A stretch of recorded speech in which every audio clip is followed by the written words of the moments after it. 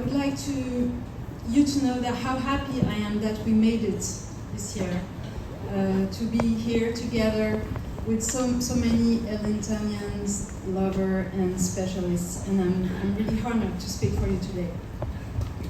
I'm not speaking to you as a vice president of Maison du Duc right now. I'm speaking as a PhD student, as said Laurent. For the people speaking French, I'm gonna just quote all the quotations translated in French for them to get some of this, but I will not translate everything. I hope you will be able, j'espère que pour les francophones, les citations en français vous permettront de suivre avec les illustrations de cette présentation suffisamment, parce que je ne vais pas traduire tout comme vous avez vu ce matin, ça nous a pris énormément de temps. Je suis vraiment désolée, et j'ai beaucoup de choses à vous dire. My paper now intends to show the importance of the live performances of Ellington's orchestra in its creating process, in the light of the concert programs and especially the Paris concerts. So IREMUS is the Institute of Research in Musicology, with the laboratory I'm working with now at the Sorbonne University. And in an interview for Christian Science Monitor in '68, Duke Ellington said, "Une grande partie de mon travail de composition est due à la chance. Je dis chance car je pense à tous les compositeurs américains qui n'ont jamais entendu une note de ce qu'ils ont écrit. J'ai toujours eu un groupe qui jouait ce que j'écrivais, je pouvais toujours l'entendre. Cela aurait été terrible de ne pas pouvoir entendre ce qu'on a écrit. And in fact, the stage is not only a place to perform works that would be recorded in the studio, but it's also a place where Ellington is facing directly his audience, which requires special show and specific arrangements." In 1933, Hugues Panassier noted this phenomenon, quoted by John Edward Asser in his article, A New Reason for Living Duke Ellington in France. And he said so, I quote, so in French, « Ce qui m'a vraiment frappé, c'est de découvrir que les arrangements eux-mêmes différaient parfois de ceux qui étaient utilisés dans les disques. » So, firstly, we'll have a look at the concert programs for international tours and also in Paris, and secondly, we'll study the actual set lists of the music that was played. My paper will focus onto the concerts in Paris for two reasons. First, because it's the subject of this wonderful international meeting, but also because Duke had a special relationship with Europe and France. And this morning, John has quoted this sentence that Duke Ellington said, so now you're going to have it in French. La principale chose que j'ai reçue en Europe était spirituelle, un sentiment qui vous donne le courage de continuer.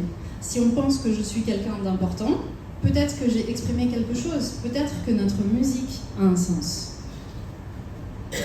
And it is widely known that Ellington was delighted by Paris, and his alter ego Billy Strayhorn was often visiting his lover Aaron Bridgers, the great piano player living in the city of lights. And before I start to tell this love story between Duke and Paris, I'd like you to hear this. So it's taken from the album of La Maison du Duc, which you can get here, about Elvin John chez Duke. And the orchestra plays Take the A Train, but I really like what Duke said right after. Let's listen to it.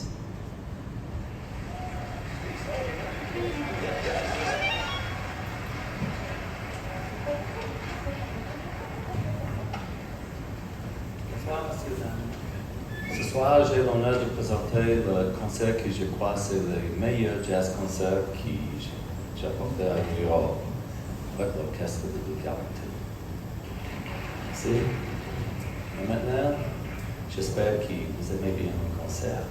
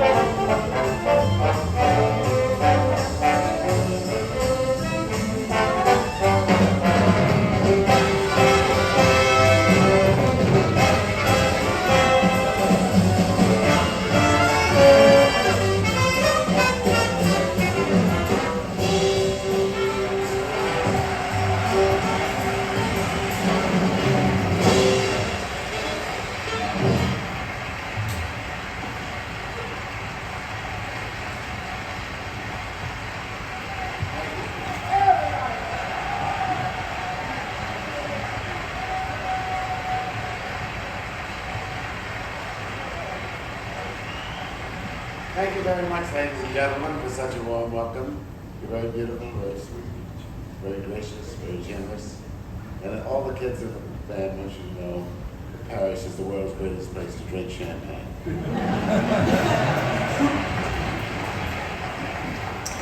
Yes, that means vous êtes très beau, agréable, gracieux, généreux, et tous les gars de l'orchestre aimeraient que vous sachiez que Paris est le meilleur endroit au monde pour boire du champagne. So it's not the right time now, but later maybe. And we had it yesterday. Here are all the Paris concert programs. Sorry, this is that I did gather for this study, thanks to a stay in Washington D.C. at the Smithsonian Institution, the Library of Congress, at the Institute of Jazz Studies in New York, and thanks to Philippe Baudouin and Gilles Portier, the best sources. So let me thank them. Thank you. These documents have two main purposes. The first is the contact between the public and the orchestra before the performance starts. And it's also the document that will last after the concert, keeping record of the event. They all display beautiful pictures, a meticulous presentation of the musicians, text about the music, the leader and composer, a list of available records. Programs also display advertisement for other products, such as upcoming shows or records. Most of the time, concert programs are using the vernacular language. Here are some examples in different languages.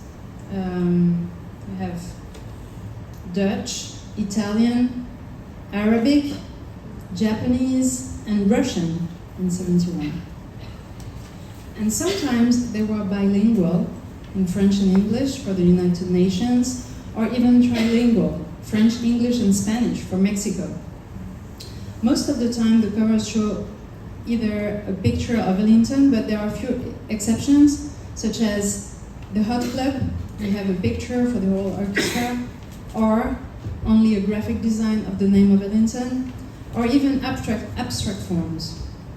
Inside the program, there is a great level of accuracy of information about the band. Likewise, you know that a press manual was used to be sent to venues in order to indicate punchline to use, posters, and the manner one should introduce or not introduce Duke Ellington's music before the concerts.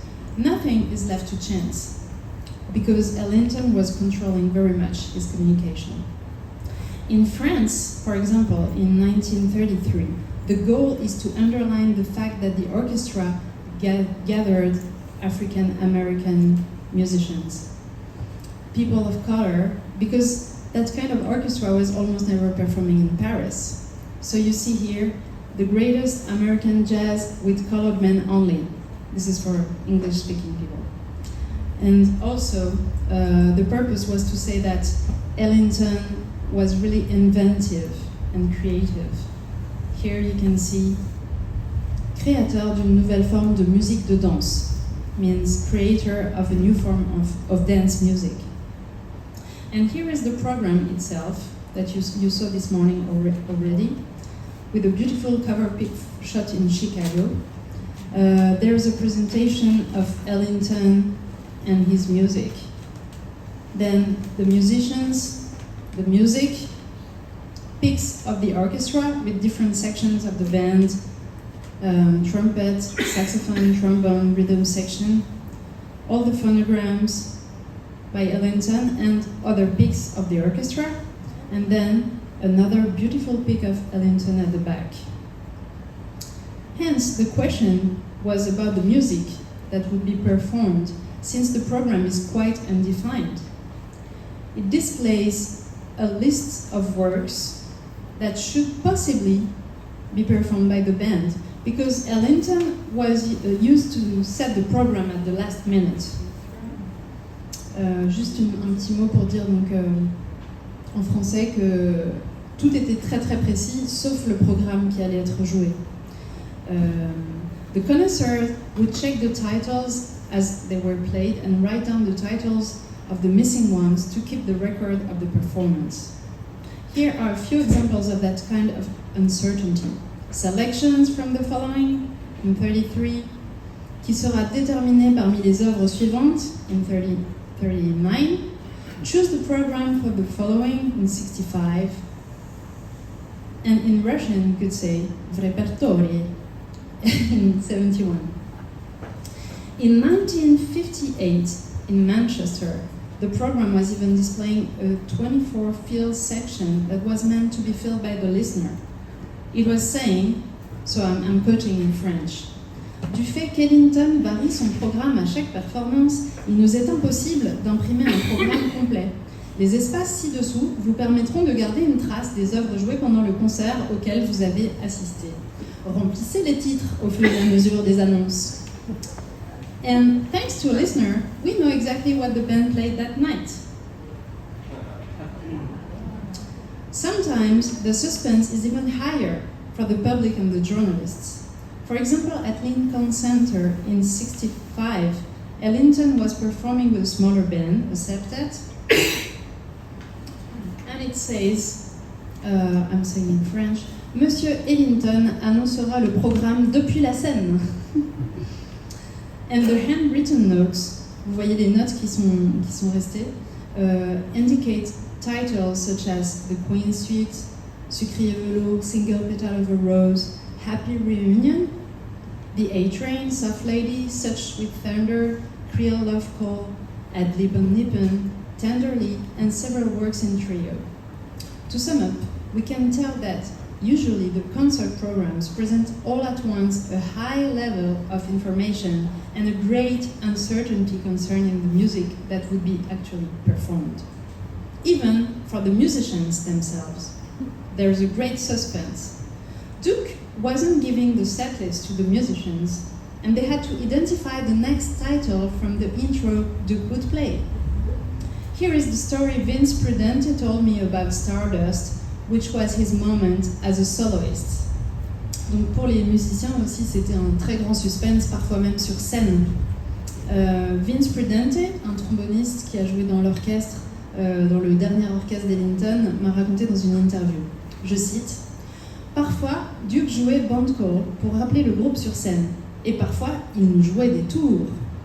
Nous étions engagés pour une soirée de danse, et cela faisait 2 mois que je jouais dans l'orchestre. La salle était pleine, et je devais aller aux toilettes. Donc, je traverse la foule, et au moment où j'arrive aux toilettes, il commence à jouer Stardust, qui était son morceau, enfin le morceau dans lequel il avait le rôle le plus important. Et donc, il a terminé en racontant ça. Il s'amusait plus que quiconque sur scène. Playing Stardust was a prank to get Vince right back on stage. And very often, Ellington would start playing a piece and one could see the musicians surfing the books when they didn't know the piece by memory. However, there are a few exceptions of defined programs. At Carnegie Hall, where Ellington played 20 times from 43 to 72, also at the Metropolitan Opera in 46. In spite of this mention, of course, program may be altered or changed by Mr. Ellington according to request numbers received. Also at the Bailey Hall in 48, with the name of the soloists, and for the sacred concerts, which were totally different and had a very precise form. Except for the sacred concerts, Duke Ellington managed to keep a space of freedom within those defined programs. For instance, there were moments with simply the mention Ellington at the piano.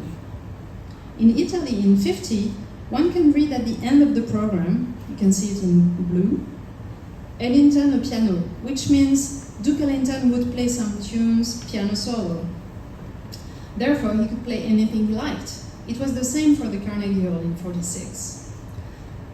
Likewise, there is another way to create freedom inside a defined program, changing it.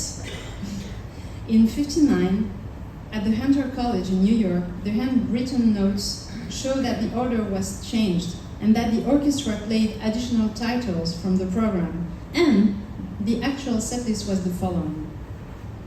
I'm not going to come too much into the details. Let's take now a closer look at the set list of the Paris concert from 33 to 73. It's quite difficult to know what the band actually played, since the programs are quite undefined and the published recordings are not complete and sometimes based on a mix from several performances. Unless we have a precise report from the listeners, which is the case in 33 with Hugues Panassier. The website Ellingtonia is also very rich and useful, and I had to complete this information with articles, concert reports, handwritten notes from listeners and recordings, and I would like to thank Francis Capot for the work he did with all the music that is in the collection of Claude Carrière that helped me a lot. In the first tour in Europe in 33, I'm not going to go too much into the details because you have a lot of information in the two presentations of this morning. But he discovered the European audience, and this tour had a great influence on him because the public knew his music from the recordings and took it very seriously. For instance, Hugues Panassier knew all the records by Ellington, and in his report of the two first concerts in Pleyel, we can see he's comparing the versions with the records. Ce qui m'a vraiment frappé, c'est de découvrir que les arrangements eux-mêmes différaient parfois de ceux qui étaient utilisés dans les disques. Je compris que certains étaient refaits, améliorés, enrichis par les nouvelles idées de Duke ou de ses musiciens. Pour d'autres, je me suis rendu compte avec stupéfaction pendant le deuxième concert qu'il existait différents arrangements que Duke utilisait en alternance, parfois l'un, parfois l'autre. In this article, he also compares the first and the second concert in Pleyel. So according to Panassier and John Hammond in Jazz Tango, here are the set lists of the two first concerts in Paris. Those two set lists are quite different, but they have a similar structure. First of all, the three first numbers have the same kind of tempos. A fast tune, a moderate one, and then another fast tempo. Also, 6 and 7 are the same, Blackbird's Medley, and also the Allman Blues. There are also several other groups of tunes, like the two popular hits, Millennium Joe's, typical from the New Orleans, and Stormy Weather with singer Ivy Anderson that we heard this morning. Some other tunes are performed in the same group of songs, but not necessarily in the same order. Mystery Song is somewhere, Ducky Wucky, Bugle Rag, and Rose Room in between for the second concert. Some works were performed at different places the second night. Anyway, finally, we can see, thanks to the handwritten notes of a listener a few days before in London, there is a set list, and we can compare it with the two set lists in Paris. So here is the comparison table I did between the London concerts and the two Paris concerts.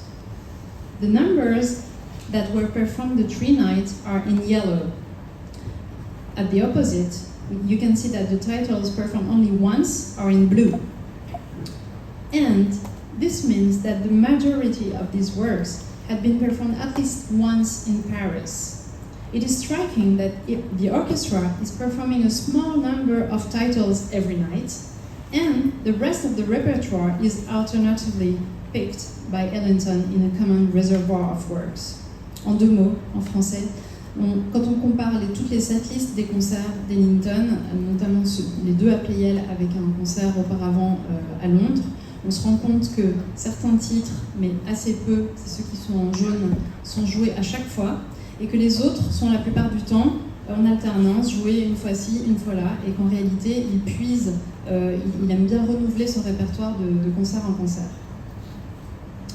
I have also compared the set list of the programs, and I realized that the reservoir from the programs is not the same as the tunes that were actually played. The most valuable reason of the program's change between the concerts in London and the concerts in Paris is probably the date of creation of these works. And you know, the programs, you can see that here. On the left, you have the program in London, on the right, the program in Paris. And the concert in Paris was scheduled at the last minute, so he made a new list with more works for the Paris concerts. Then, in '48, Duke decided to return to Europe during the new ban of American Musicians Union, but he couldn't bring the whole orchestra. He came up with a great set list that captivated the audience. John Hasse this morning has given this. I can now translate for the French speaker. À la salle Pleyel, l'audience s'attendait à voir l'orchestre d'Ellington au complet. Et lorsque le rideau s'est ouvert, raconte Ernest Bornemann, elle a poussé un long soupir de déception à la vue du trio sur scène. Mais, en l'espace de 20 minutes, Duke les a captivés.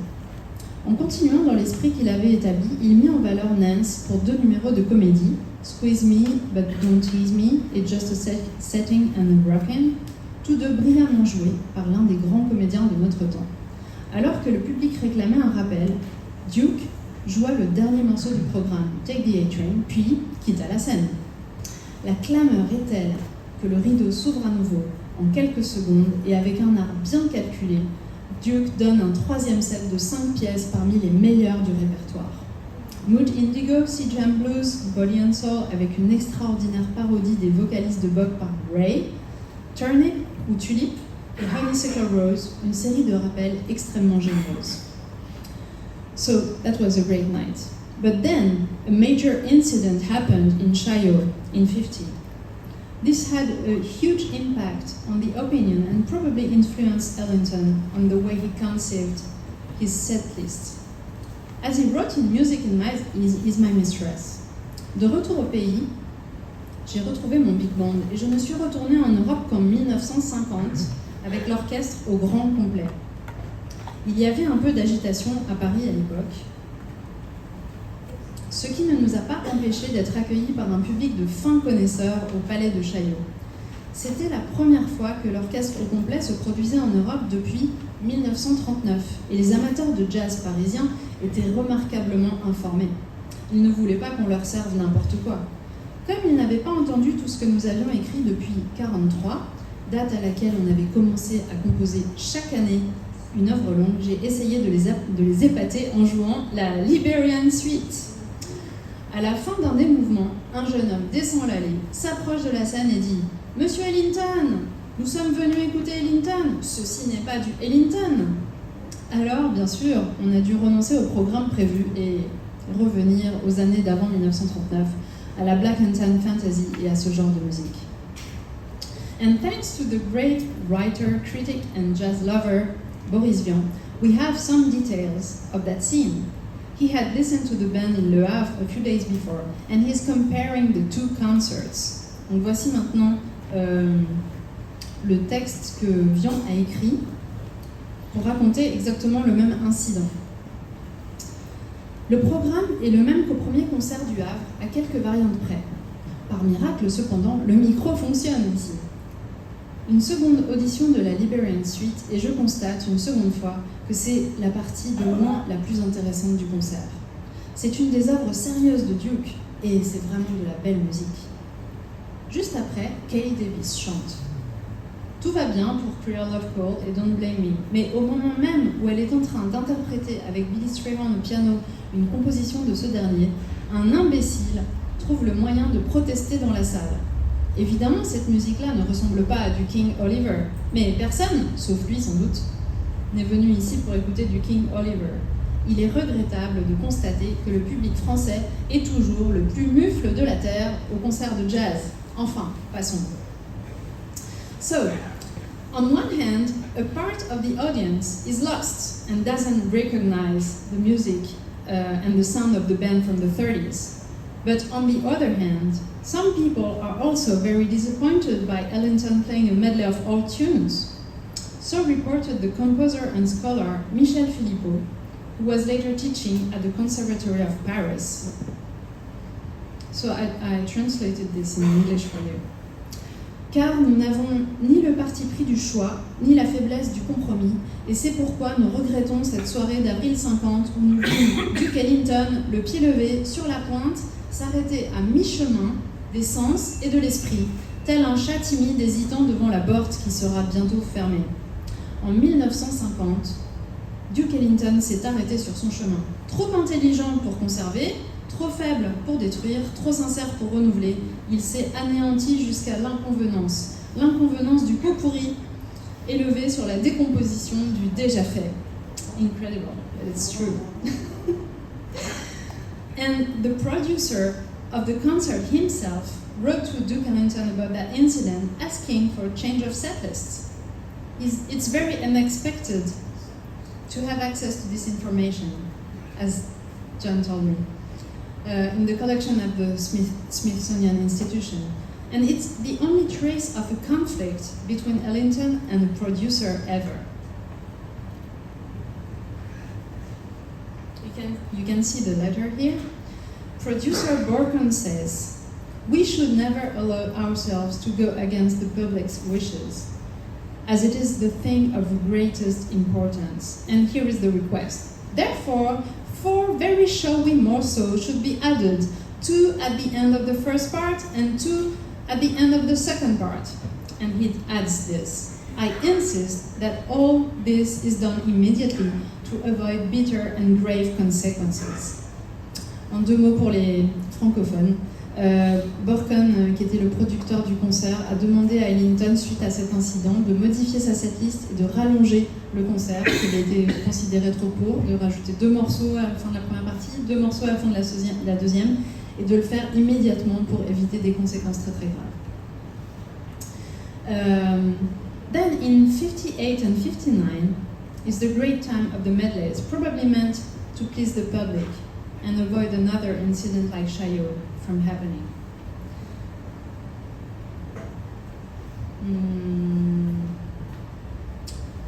So here you have the set list of 58, and you can see the medleys. The first one in yellow is the historic medley. In pink you have all the great melodies, and then you have the tune that was really made famous by Newport 58.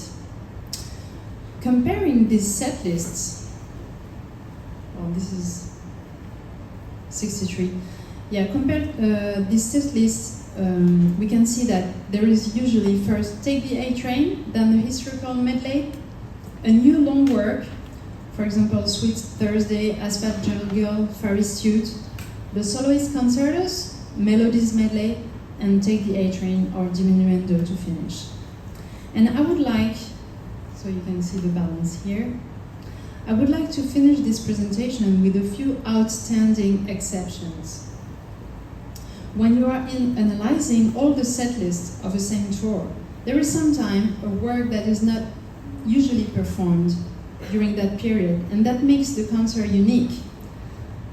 For example, it could be a special request from the public. For instance, the 20th of March 64 at the Théâtre des Champs-Élysées, the band played Harmony in Harlem, requested by Hugues Panassier, as it was told by Claude Carrière in the liner notes from the album MDD03 from the Maison du Duc, which is waiting for you all. And maybe you are not going to listen to it right now, so you can buy the CD. In 65, it was also very surprising to hear Ellington playing Carolina Shout instead of Kinda Duckish as an introduction to Rockin' in Rhythm. Kinda Duckish was recorded in the studio for the first time in 53, and he started to use it as an intro for Rockin' in Rhythm in 56 during a radio broadcast in New York.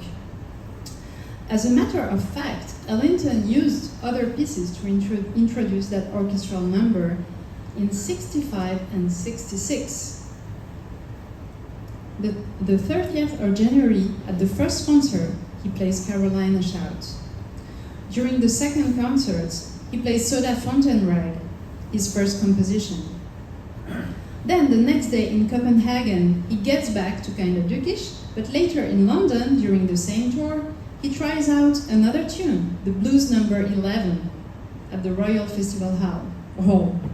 And even Blues 11 plus Carolina Shout before the Broken Rhythm.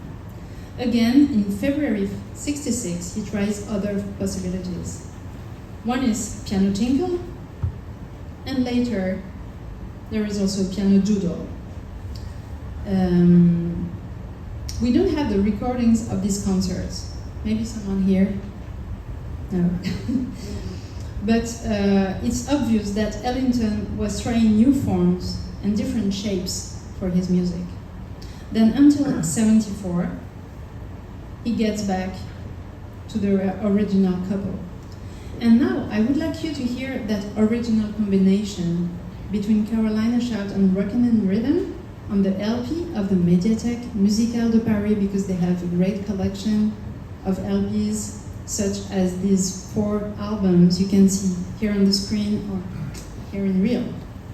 So, is it possible to play?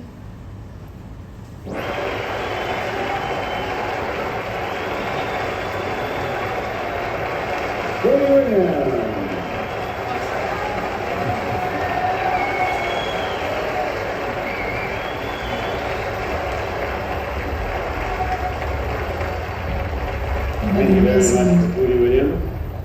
And now, ladies and gentlemen, I'd like very much to have you meet our piano player, our pianist.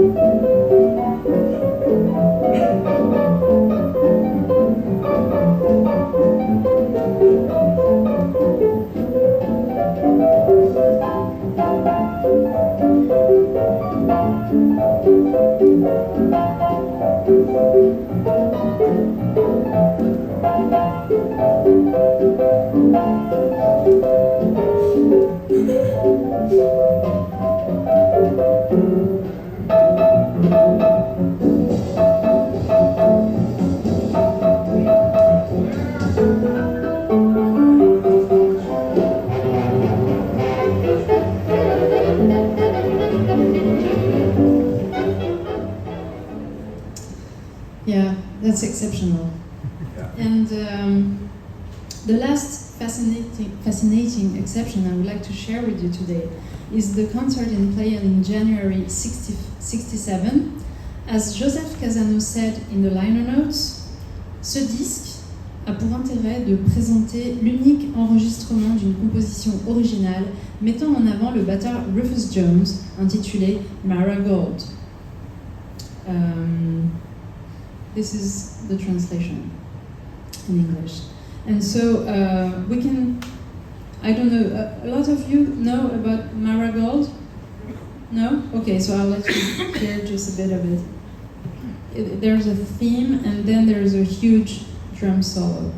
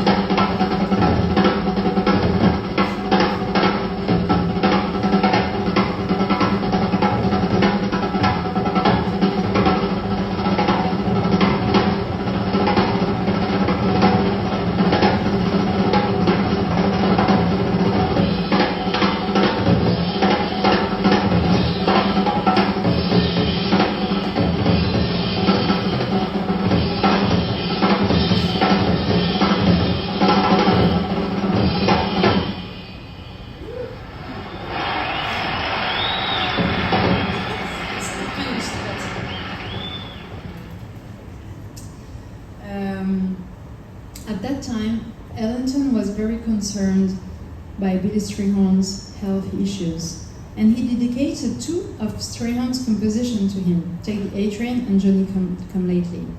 Nonetheless, he was also very close to the audience and gave a real lesson of nonchalance.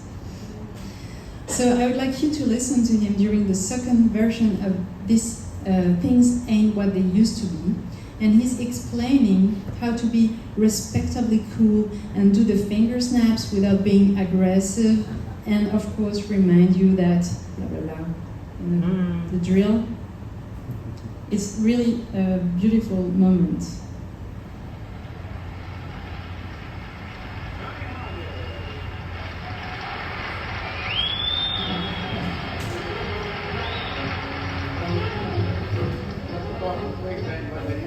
We use it now for the purpose of giving background to this finger snapping bit. And of course, you ladies and gentlemen are also cordially invited to join finger snapping crazy with me. I see I don't have to tell you, one never snaps one's fingers on the beat. It's considered aggressive. Don't push it, just let it fall.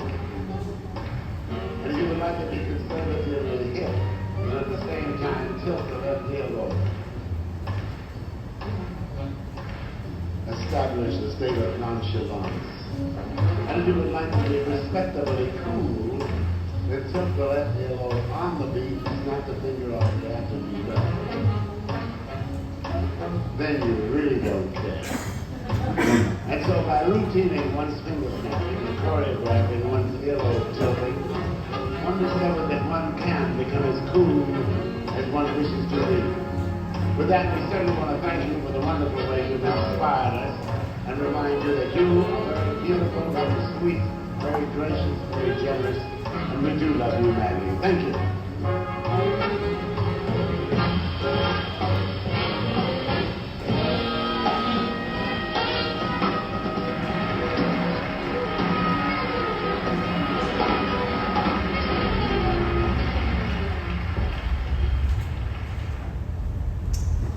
And I would like to close this paper with the last trip to Paris, featuring new tunes and the song I Love You Madly that was created in 1950 at the Palais des Sports. So the record, the concert was at the Palais des Sports in 1973. The set list is based on the same principles, but the order is quite different because the band performs many new numbers later in the set. This is it. Except for Chinoiserie, that was taken from the suite The Afro-Eurasian Eclipse from '71, they play all the latest works after the medley of melodies that is in pink. They play in triplicate that was composed in '69 for his 3 saxophone players. They also play Woods, also known as So-So, from the Togo Brava suite in '71 stockpiles. And then they play One More Time for the People that was composed in '71 as a very energetic encore. And at the end, Ellington was joking about the main piano player that was not here, and he played Lotus Blossom by Billy Strayhorn. And the speaker talks during the recording, saying this was last time Ellington played in Paris. So this is Lotus Blossom. Eric Bridges did not go to work tonight. He's not at the sitting room tonight. Well, I'll tell you, ladies and gentlemen, the main piano players are not here. So we would like very much to offer a substitute. I should like to have our intermission piano player take a little bit more of your time.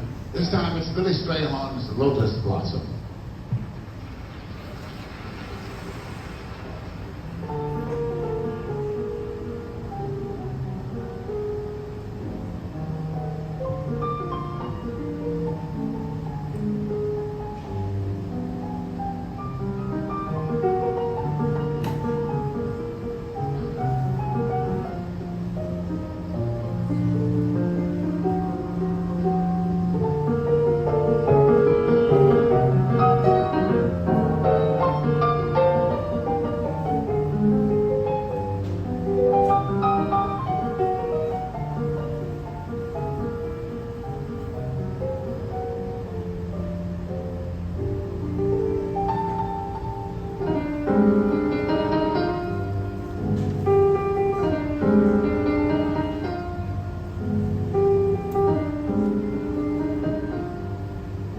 sur ces images que se terminera cette seconde transmission du dernier concert du Ellington à Paris.